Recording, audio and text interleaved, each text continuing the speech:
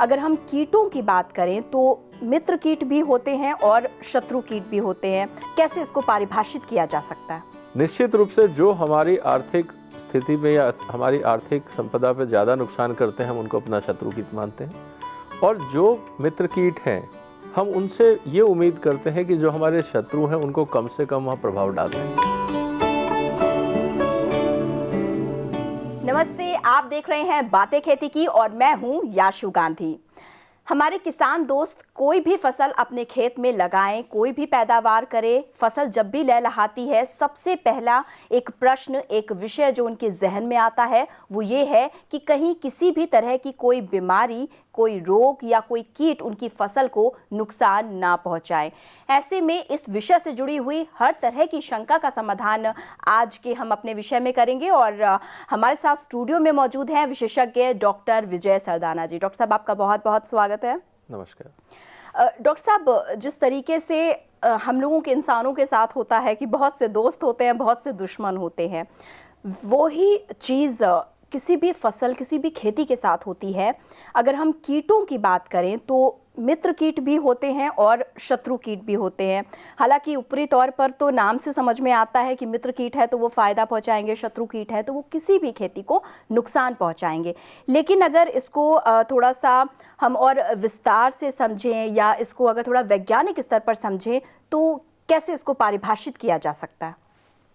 देखिए, जो भी खेती से संबंधित किसान भाई कार्रवाई करते हैं खेत में, तो जो भी वो फसल उगाते हैं, चाहे वो अनाज है, फल है, सब्जी है, कोई भी चीज़ अगर वो उगाते हैं तो निश्चित रूप से वहाँ पे कीटों का भी प्रकोप रहता है। क्योंकि जो भी चीज़ हम उगाते हैं वो कीटों के लिए भी उतनी ही स्वादिष्ट होती है, उतनी ही उनके स्वास्थ्य के लिए अच्छी होती है, तो उनको भी मन करता है खाने का। लेकिन जब कीट वहाँ पे पैदा होते हैं तो उससे जो वो फसल को खाते हैं उससे हमारा कमर्शियल नुकसान होता है।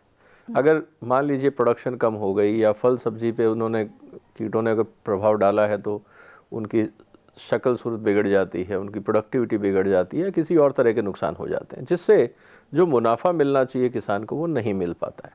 इसीलिए हम कहते हैं कि जो कीट प्रबंधन है इस पर हमें ध्यान देना चाहिए, क्योंकि उससे हमारा आर्थिक नुकसान होता है। आपने सवाल उठाया कि कुछ कीट ऐसे होते हैं जो ज़्यादा नुकसान करते हैं और कुछ हैं जिनको हम कहते हैं हमारे फ्रेंडली हैं या मित्र कीट हैं। निश्चित रूप से जो हमारी आर्थिक स्थिति में या हमारी आर्थिक संपदा पे ज़्यादा नुकसान करते हैं हम उनको अपना शत्रु कीट मानते हैं।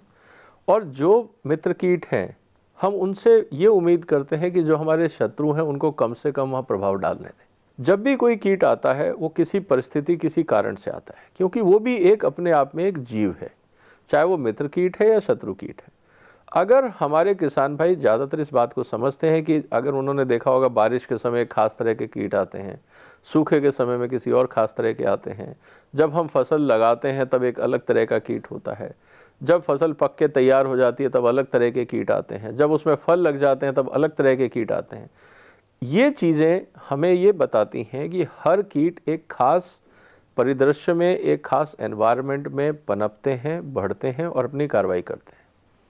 इसके लिए ये ज़रूरी है कि कीटों के बारे में हमें समझना चाहिए, अपनी फसल को समझना चाहिए, और जिस जलवायु में जिस समय धूप होगी तब अलग होगा, बादल होंगे तब अलग होगा, सर्दियों के समय में अलग होगा, बारिश के समय में अलग होगा, क्योंकि ये अपने आप में एक बायोलॉजिकल सिस्टम, एक नेचुरल प्रोसेस है, इसलिए इसको समझना ज़रूरी है।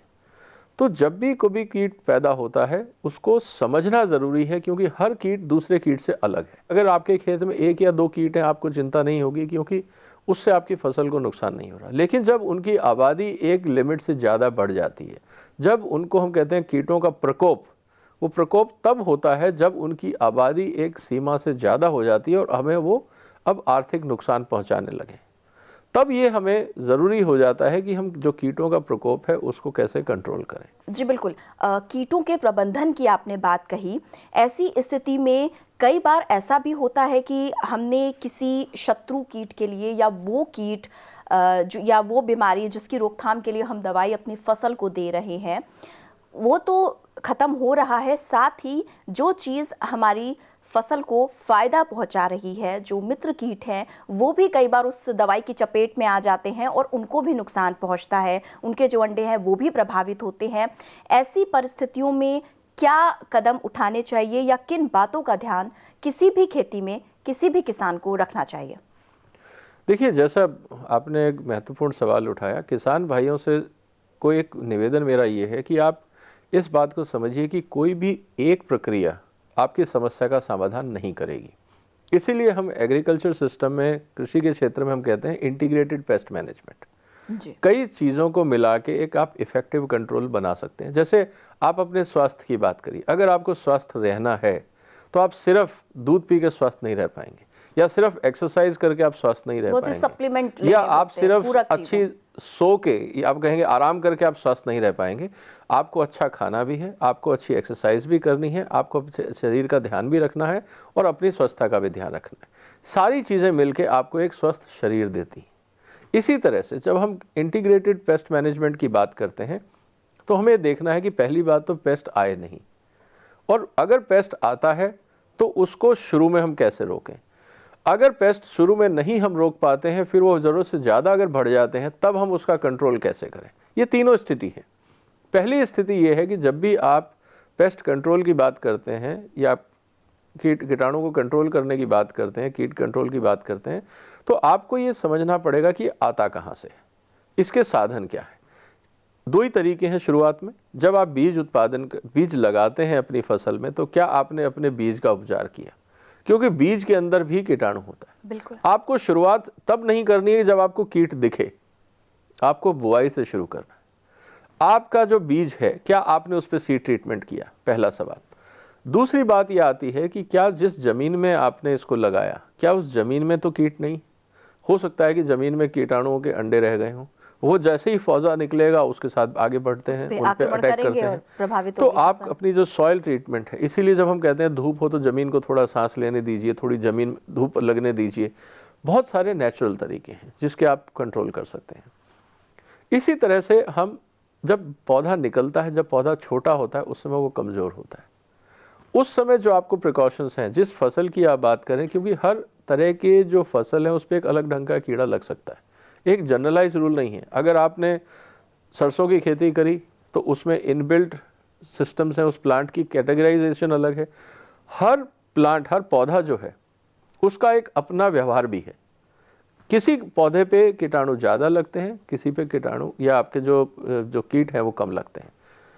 ये भी हमें समझने की ज़रूरत है कि हम क्या उगा रहे हैं, और इसके पीछे पूरी रिसर्च अवेलेबल है। जिस एरिया में आप काम करते हैं वहाँ पे सारी उस एरिया में कौन सा कीड़ा लगता है, इसकी जानकारी किसान भाइयों को दी जाती है।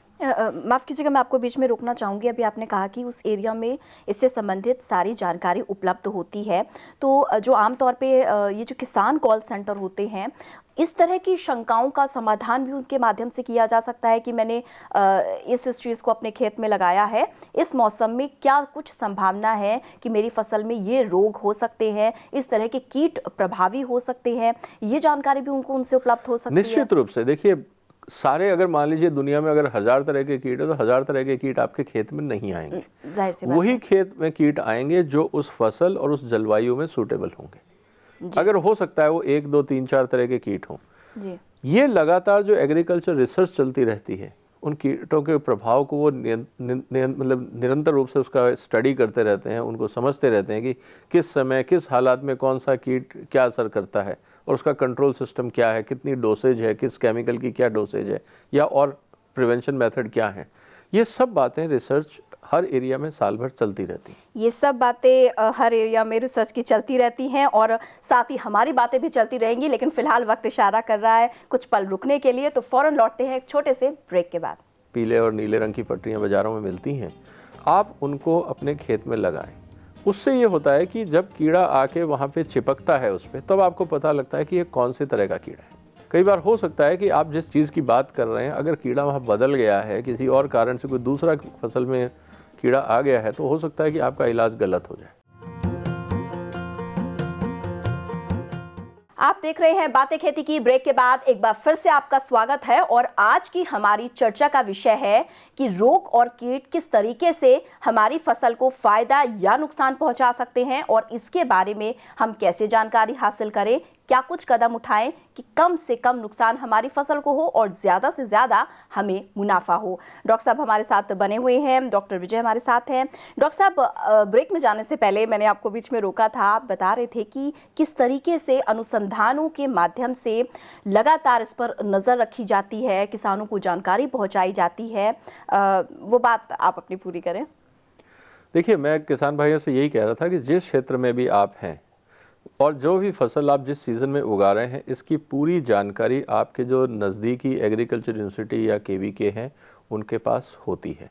आप उस जानकारी का पूरा फ़ायदा उठाएं और समझें कि आपके वहाँ पे जिस फसल में आपको कीड़ा का डर है कि क्या प्रिकॉशंस हैं, किन बातों की सावधानियों के बारे में वहाँ की जो जानकारी है वो आपके लिए लाभदायक हो सकती है। अगर आप नहीं जा सकते तो किसान कॉल सेंटर में आप फ़ोन करिए, वहाँ पे भी विशेषज्ञ होते हैं जो आपको बताएंगे कि इस सीज़न में कौन कौन सा कीड़ा लग सकता है और आपको किन किन सावधानियों का ध्यान रखने की ज़रूरत है। दूसरी सबसे बड़ी बात है, कभी किसान कहता है साहब हमें पता नहीं लग रहा कि कौन सा कीड़ा है क्या है। जी। तो सबसे महत्वपूर्ण बात यह आती है कि आज की तारीख में बाज़ार में ट्रैप्स मिलते हैं, पीले रंग की पट्टियाँ, किसानों को पता है पीले और नीले रंग की पट्टियाँ बाज़ारों में मिलती हैं। आप उनको अपने खेत में लगाएं। उससे ये होता है कि जब कीड़ा आके वहाँ पे चिपकता है उस पर, तब आपको पता लगता है कि ये कौन से तरह का कीड़ा है। कई बार हो सकता है कि आप जिस चीज़ की बात कर रहे हैं, अगर कीड़ा वहाँ बदल गया है, किसी और कारण से कोई दूसरा फसल में कीड़ा आ गया है, तो हो सकता है कि आपका इलाज गलत हो जाए। बिल्कुल। तो हो सकता है कि आपको जो बात बताई जाए, आपको अगर कन्विंस नहीं लग रहा है या दवाई आपकी जो सजेस्ट की गई है वो इफ़ेक्टिव नहीं है, तो आप वहाँ पे इंसेक्ट ट्रैप लगा के या वहाँ पे जो स्ट्रिप्स हैं वो लगा के आप कीड़े को देख सकते हैं कितना है। उसके 2-3 फ़ायदे हैं इस तरह की जो ट्रैप्स की हम बात करते हैं। एक तो आपको पता लगता है कीड़ा कौन सा है, दूसरा आपको ये पता लगता है उन कीड़ों की आबादी कितनी है, क्योंकि जितने ज़्यादा कीड़े होंगे उतने ज़्यादा वो ट्रैप, परसेंटेज ऑफ ट्रैप की जो जिसको कह सकते हैं प्रोबेबिलिटी बढ़ जाती है। आपको ये पता लग जाएगा कि आपके खेत में समस्या कितनी गंभीर है और उसी तरीके से उसका उसी उपचार तरीके होगा, से उतना फिर ही वो अगर आपको प्रभाव नहीं करेगा समझ में आ रहा है कि ये फसल कीड़ा पर। कौन सा है, कोई नई चीज़ है, क्योंकि बीमारियां बदलती भी रहती हैं कभी बिल्कुल। कभार, आप उस ट्रैप को लेके चले जाइए नियरेस्ट एग्रीकल्चर यूनिवर्सिटी में, उनके वहाँ पे वैज्ञानिक है, वो उसको समझ के आपको उपचार की रास्ता बता देंगे।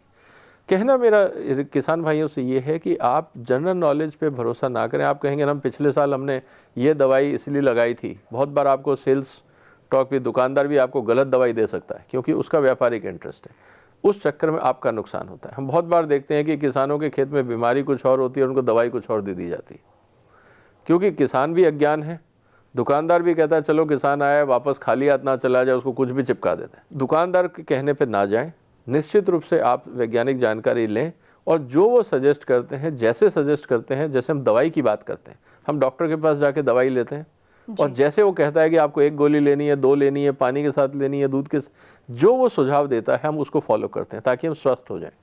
यही बात आपके जो खेती है उससे संबंधित है।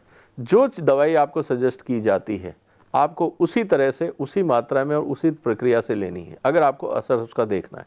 नहीं तो आप पैसा लगाएंगे, गलत दवाई लेंगे, कीड़ा आपके खेत को नुकसान करेगा, आपका पैसा भी लग जाएगा और आपको दोबारा नुकसान हो जाएगा, तो दुगना नुकसान हो जाता है। यानी कि जब हम उपचार कर रहे हैं तो पूरी तरीके से दिशा निर्देशों का पालन करें। इसके अलावा अब हर समय पूर्वानुमान पर ना जाएं, अपना जिसे कहते हैं आम भाषा में रटे रटाए फॉर्मूले पे काम ना करें। अगर कोई नई फसल है, कोई कीट नया है, तो पूरी तरीके से जांच पड़ताल कर कर ही उसको फसल को दवाई दें, उसकी रोकथाम के लिए कदम उठाएं, तभी फ़ायदा है। अन्यथा कोई और बीमारी और इलाज कोई और, तो जाहिर सी बात है फ़ायदा नहीं होगा। इसके अलावा अगर हम इससे थोड़ा सा एक कदम आगे बढ़े, हमने उपचार किया, उसके बाद अगर हम ये समस्या आ गई, किसी भी वजह से किसी भी स्तर पर गलती हो गई या गलत तरीके से या गलत मात्रा में दवाई चली गई और हमारे मित्र कीट जो है वो प्रभावित हो गए, फसल को तो नुकसान होगा ही। उस स्थिति में भी वहाँ पर क्या कर सकते हैं? देखिए, मित्र कीट अगर प्रभावित हो भी सकते हैं, मैं ये नहीं कह रहा कि नहीं होंगे, क्योंकि जब आप कोई भी, आपको ये समझने की ज़रूरत है कि ये एक ट्रेड ऑफ है। अगर आपके जो कीट हैं जो आपकी फसल का नुकसान कर रहे हैं, अगर मान लीजिए उनकी आबादी लाखों में है और आपके मित्र कीट कुछ हज़ारों में हैं, तो ये एक जिसे कहते हैं प्रतिस्पर्धा है सर्वाइवल की, कौन किस पे हावी पड़ेगा। हो सकता है कि आपके मित्र कीट जरूर आपके खेत में है, लेकिन वो इतने प्रभावी नहीं है कि जो आपके नुकसानदायक कीट हैं उनको ख़त्म कर सकें। और आप ये उम्मीद नहीं कर सकते कि वो धीरे धीरे सबको काट लेंगे, क्योंकि जो आपके नुकसानदायक कीट हैं वो आपकी तब तक पूरी फसल को तबाह कर चुके होंगे। तो ये एक टाइम फैक्टर बहुत ज़रूरी चीज़ है। और इस टाइम को, जिसे कहते हैं कि कमर्शियल ट्रेड ऑफ, अगर किसान चाहता है कि उसकी फसल बचे तो उसको ये कॉम्प्रोमाइज़ करना पड़ेगा कि अगर उसके, या तो वो इतना मित्र कीटों की आबादी वहाँ बढ़ा दे उस खेत में कि आपके जो नुकसान वाले कीट हैं आप उनको काबू में कर लें, जो मुश्किल है। एक ओपन सिस्टम में बहुत मुश्किल है, वो भी आपको खरीदने पड़ेंगे। फिर मित्र कीट की सबसे बड़ी एक चैलेंज ये होता है कि उसको भी जर्मिनेट होना है। आपको अगर मान लीजिए अंडे भी मिल जाते हैं बाजार से मित्र कीटों के, आपने अपने खेत में छिड़क भी दिए, तो वो अंडे से लार्वा बनेगा, लार्वा से वो फुल एडल्ट बनेगा और उस पर उसका असर दिखेगा। मतलब उसको भी एक्शन में आने में वक्त उसको एक्शन में टाइम लगेगा। दूसरा, उसके लिए भी बायोलॉजिकल सिस्टम है। बिल्कुल। अगर आपने मित्र कीट के अंडे छिड़क भी दिए और आपके यहाँ धूप तेज है, हो सकता है वो जर्मिनेट ही ना करें। उनको भी एक पर्टिकुलर ह्यूमिडिटी और टेम्परेचर चाहिए, क्योंकि वो मित्र कीट भी अपने आप में एक बायोलॉजिकल सिस्टम है। तो इस समय ज़रूरी हो जाता है कि आप जो रासायनिक, जो हम जिसको कहते हैं कि एग्रो केमिकल्स की हम बात करते हैं, क्रॉप केयर केमिकल्स की अगर हम बात करते हैं, उनकी इन्वेंशन या उनका आविष्कार इसीलिए हुआ है कि जहाँ पे बायोलॉजिकल सिस्टम फेल हो जाए वहाँ आप उसको करें। क्योंकि अगर बायोलॉजिकल सिस्टम इफेक्टिव होता तो आपको ये बीमारी लगती ही नहीं, आपके ऊपर वो कीड़े हावी होते ही नहीं, क्योंकि जो आपके खेत में मित्र कीट थे वो पहले ही उनको समाप्त कर देते। क्योंकि वो समाप्त नहीं कर पाए, इसीलिए आपके जो नुकसानदायक कीट है वो ज़्यादा आ गए, पहली बात। दूसरी बात, आपकी जलवायु बदलती है, आपका जो वेदर क्लाइमेट बदलता है, कभी बारिश है कभी कुछ है, तो अगर वो मान लीजिए मित्र कीट को भी हार्म पहुंचाता है, आपके मित्र कीट भी अगर तेज़ धूप में मर जाते हैं या तेज़ बारिश में बह जाते हैं पौधों से और वो बह के निकल जाते हैं, तो जो आपके हार्मफुल कीट हैं, मान लीजिए वो 10 लाख थे और ये 10,000 थे, और इक्वल मात्रा में अगर दोनों घटते हैं, तो फिर आप समझिए कि सिचुएशन इम्बैलेंस हो जाती है। सिचुएशन इम्बैलेंस हो जाती है। इस पर हम बात करेंगे, लेकिन एक ब्रेक के बाद कि किस तरीके से अगर परिस्थितियां असंतुलन की स्थिति में पहुंच जाएं तो क्या करें। फिलहाल हमारा समय का जो प्रबंधन है वो असंतुलन ना हो, इसलिए फिलहाल रुकेंगे एक ब्रेक के लिए। जैसे हम कहते हैं कि कई बार साहब ये जो कीट है इस पर दवाई असर नहीं करती, उसने एक रेजिस्टेंट डेवलप कर लिया, तो वो भी जब कीट है वो जब अपनी प्रकृति बदलता है तो आपको हथियार भी बदलने पड़ेंगे। आप देख रहे हैं बातें खेती की। ब्रेक के बाद एक बार फिर से आपका स्वागत है और डॉक्टर साहब लगातार हमारे साथ बने हुए हैं। डॉक्टर साहब, ब्रेक में जाने से पहले हम असंतुलन की बात कर रहे थे कि अगर किसी भी ऐसी स्थितिवश कारणवश ऐसा होता है कि जो हमारे मित्र कीट हैं उनकी तादाद कम है या जो शत्रु कीट है उनकी तादाद ज़्यादा है, तो ऐसे में इनकी जो जनसंख्या है, इसकी पॉपुलेशन के लिए क्या कुछ कर सकते हैं हम? बहुत सी चीज़ें हैं, जैसे हम ग्रीन हाउस की बात करते हैं या ओपन सिस्टम में होती हैं, कौन सी चीज़ कहाँ ज़्यादा प्रभावी होती है और किस तरीके से ये काम करती है? देखिए, जितना आप एक्सटर्नल एनवायरनमेंट को कंट्रोल कर पाएंगे उतना आप जो भी कार्रवाई करेंगे इफ़ेक्टिव होगी। इसीलिए जो आपके मित्र कीट हैं वो ग्रीन हाउसेज में ज़्यादा प्रभावी होते हैं, क्योंकि बाहर का जो वातावरण है, जो नए कीट आने की संभावना है वो मिनिमम हो जाती है, क्योंकि बाहर से कोई चीज़ अंदर आ नहीं सकती। और जो अंदर हैं आपके जो शत्रु कीट हैं उनको आप, क्योंकि उनकी पॉपुलेशन कंट्रोल है, वो ज़्यादा नहीं बढ़ रही है, तो आप जब मित्र कीट की पॉपुलेशन बढ़ाते हैं तो निश्चित रूप से वो प्रभावी होता है। और ग्रीन हाउस में मित्र कीटों का जो उपयोग है वो बहुत अच्छा और लाभदायक रहता है, क्योंकि वो ज़्यादा समय तक रहते हैं और बाकी जो शत्रु कीट हैं वो एक बार ख़त्म हो गए तो उनको पनपने वो देते नहीं। यानी अगर मैं समझूं तो दो तरीके अपनाए जा सकते हैं मोटे मोटे तौर पर, कि एक तो हम वो कदम उठाएं कि हमारे जो शत्रु कीट हैं उनका नाश हो जाए, दूसरा हम वो कदम या वो उपाय करें जिससे हमारे मित्र कीटों की संख्या है वो ज़्यादा बढ़ जाए, जिससे कि उनका प्रभाव हो और उनका प्रभाव कम हो जाए शत्रु कीटों का। इसीलिए ग्रीन हाउस में मित्र कीट ज़्यादा इफेक्टिव होते हैं। जहाँ तक बात है ओपन फील्ड की, जैसे हम गेहूँ की खेती करते हैं, धान की करते हैं, बाकी चीज़ों ही करते हैं, तो वहाँ पे हम एक ही काम कर सकते हैं कि बहुत सारे आज की तारीख में जैसे हम कहते हैं फिजिकल कंट्रोल मेथड्स, चाहे वो फेरामोन ट्रैप्स हैं या आपके लाइट ट्रैप्स हैं या दूसरे ट्रैप्स हैं, जिसमें हम फिजिकली कीटाणुओं को इकट्ठा करके और डिस्ट्रॉय कर सकते हैं, या जो उनके कीट हैं उनको इकट्ठा करके हम डिस्ट्रॉय कर सकते हैं। लेकिन वहाँ लिमिटेशन ये आती है कि वो सिर्फ फ्लाइंग इंसेक्ट्स ही आप कंट्रोल कर सकते हो। जो कीटाणु, जो जीवाणु उड़ते हैं कीटाणु, आप उन्हीं को ही पकड़ पाएंगे। जो रेंगने वाले हैं उनको आप नहीं पकड़ या पाएंगे। फसल में चिपकते हैं, हाँ, उसको अंदर से नुकसान जो पहुंचाते अंदर हैं, से उसकी जड़ नुकसान को पहुंचाते हैं, या जो रेंगने वाले हैं, जो आपके तनों पे चिपकते हैं या पत्तों पे चिपकते हैं या फल में सुराख करते हैं, ये उड़ तो सकते नहीं, तो इनके लिए ये ट्रैप इफेक्टिव नहीं होते हैं। तो इसीलिए उनको कंट्रोल करने के लिए फिर तरीका यही बचता है कि आपके पास एक सबसे आसान तरीका, या तो आप उनको फिजिकली एक एक को ढूंढ के हाथ से पकड़ के मारिए, वो संभव नहीं, वो संभव नहीं है। ना आपके पास लेबर है, ना टाइम है, ना आपको दिखेंगे क्योंकि डिफरेंट स्टेजेस में है। इसीलिए इफेक्टिव तरीका ये होता है कि हम लोग जो सूटेबल केमिकल्स हैं उनको जैसे वैज्ञानिक दृष्टि से जो उनका फॉर्मुलेशन सजेस्ट किया जाता है उसका स्प्रे करते हैं, ताकि जब भी वो कीड़ा उस पत्ते को या तने को खाए तो जो थोड़ा सा पॉइजन उसमें बॉडी में जाता है उससे वो मर जाता है। तो ये एक तरीका है जो बहुत इफ़ेक्टिव है, नुकसान नहीं है। अगर हम सही तरीके से कीटनाशकों का इस्तेमाल अगर करते हैं तो वो नुकसानदायक नहीं है। अगर हम गलत ढंग से कीटनाशकों का इस्तेमाल करेंगे तो इसमें गलती किसान जिस तरह से इस्तेमाल कर रहा है उसकी है, कीटनाशक की गलती नहीं, ये दवाई की बात है। अगर आप ज़रूरत से ज़्यादा दवाई लेंगे तो आप मर भी सकते हैं जी, और अगर आप ज़रूरत से रिकमेंडेड दवाई से अगर कम दवाई लेंगे तो वो दवाई असर भी नहीं करेगी।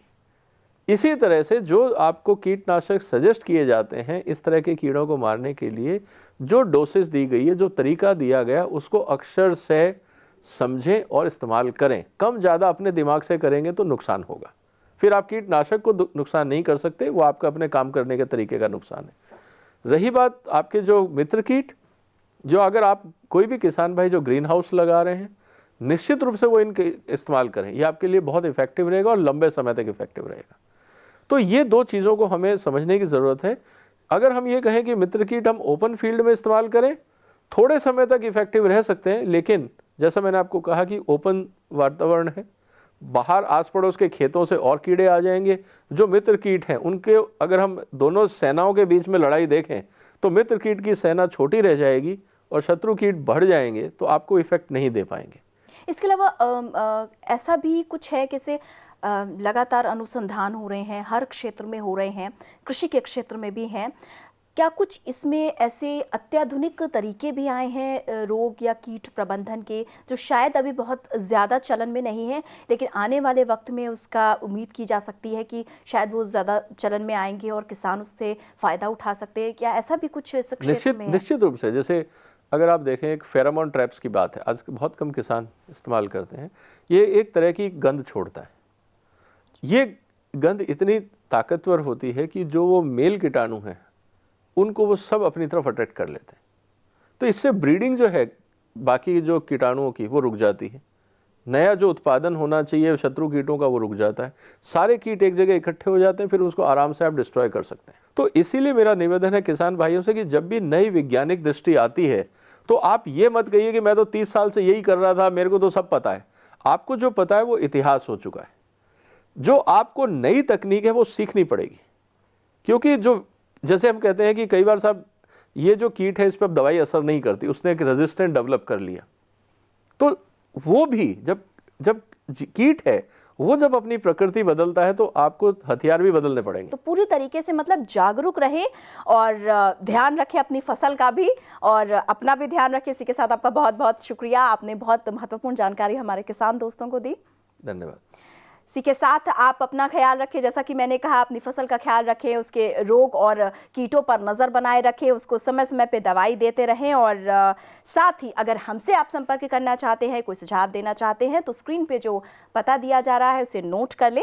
हमारा पता है 302A पोसाइडन टावर ऑफ यारी रोड, वर्सोवा अंधेरी वेस्ट, मुंबई 400061।